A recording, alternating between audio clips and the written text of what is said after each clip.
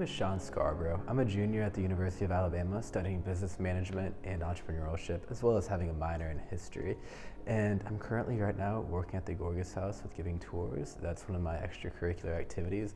So at the Gorgas House, what I primarily do is give tours to anybody who comes into the house. I'll meet them at the door and give them an introduction of the house, then walk them to the spaces in here in the rooms and show them all the histories and teach them about the Gorgases and their kids and the impact they've had on the university as a whole. I feel the Gorgas family, especially Amelia Gorgas, has a unique role at the center of the university, especially in the past. And it's interesting to see how that's living on in today's world, in this house, and it's still being a central part of the campus. And I always wanted to be able to give back to the university, the community that I enjoy and that I'm a part of. You know, you walk through here and you see all the modern equipment, all the new things that were just built, all the construction going on, but you step here and some things haven't moved in over 100 years. And you really get to look at the heart of the university. This is the first building, built in 1829. University opened in 1832.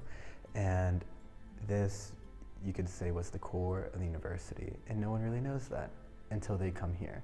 To truly understand what this university comes from, to understand the past, there's so many stories that are just lost. You walk on these grounds out there and you don't realize you're walking on top of cannonballs, for instance, that those buildings were out there that were razed to the ground, that this university was once set into flames by the Union soldiers, and that the only thing that saved the 4 buildings that were remained was the president's wife running down the stairs to the president's mansion, screaming and crying and throwing herself down at the feet of a general. As the story goes, I wasn't there.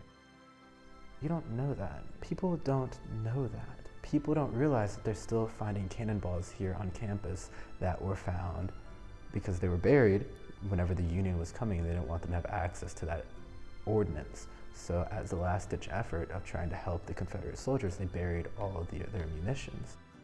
And there's so much history that comes from that people just don't understand. They don't realize just how long the university has been here. It hasn't been here for a few weeks, months, years, but no one thinks about that, right? They're just here in the moment.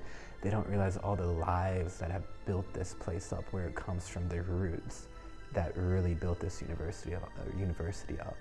And that, in a way, to me, is more impressive than just the columns you see walking around on campus. The story of Amelia Gorgas living in this house and giving life to the community, I think, is such a beautiful aspect of this campus and the university that no one seems to really know about.